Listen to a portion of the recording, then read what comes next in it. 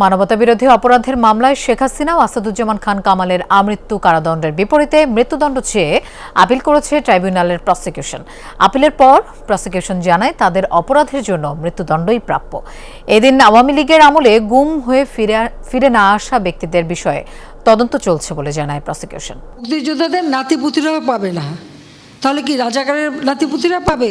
2024-এর 14 জুলাই গণভবনে শিক্ষার্থীদের রাজাকার বলে উস্কানিমূলক বক্তব্য দেন শেখ হাসিনা। সে রাতেই ঢাকা বিশ্ববিদ্যালয়ের ভিসি মাকসুদ কামালের সাথে কথোপকথনে শিক্ষার্থীদের ফাঁসি দেওয়ার মনোবাসনার কথাও জানান তৎকালীন প্রধানমন্ত্রী।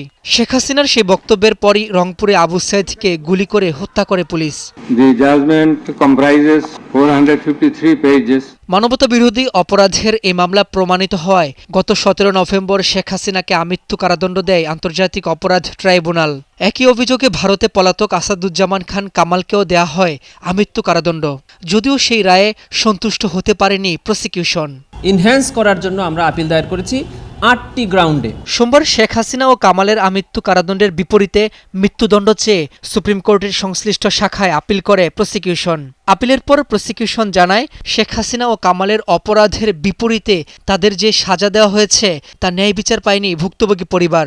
দ্রুতই মৃত্যুদণ্ড চেয়ে আপিল নিষ্পত্তি হওয়ার আশা জানায় প্রসিকিউশন। জুলাই গণ অভ্যুত্থানে যে অপরাধ সংগঠিত হয়েছে সেটা হলো violation of serious human rights, এবং সেখানে হেনিয়াস অফেন্স হয়েছে যার শাস্তি একমাত্র মৃত্যুদণ্ডই হওয়া উচিত। বা নৃশংসতার ক্ষেত্রে সামাজিক প্রত্যাশাটা কী থাকে, যে এই ধরনের অফেন্সের ক্ষেত্রে কী ধরনের রায় হলে সমাজের প্রত্যাশা পূরণ হয় এবং ভবিষ্যতে এই ধরনের অপরাধ আর যেন সংঘটিত না হয় সেই ব্যাপারে অপরাধীরা ভীত হয় বা সমাজ মনে করে যে হ্যাঁ সঠিক বিচার হয়েছে।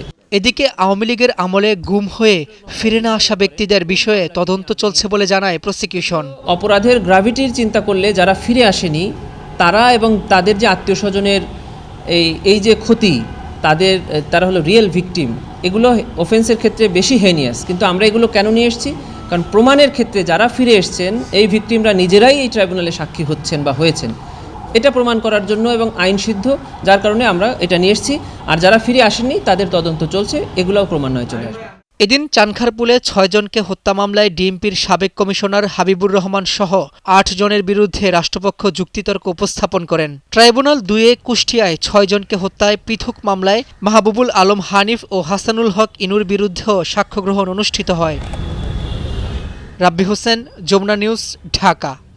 মা, পিম্পল 5 দিনেই চলে যাবে। যাবে না মা। জাগ নিমের 5 অংশের পাওয়ারে 5 দিনেই দূর হবে পিম্পল। হিমালয়া পিউরিফাইং নিম ফেস ওয়াশ।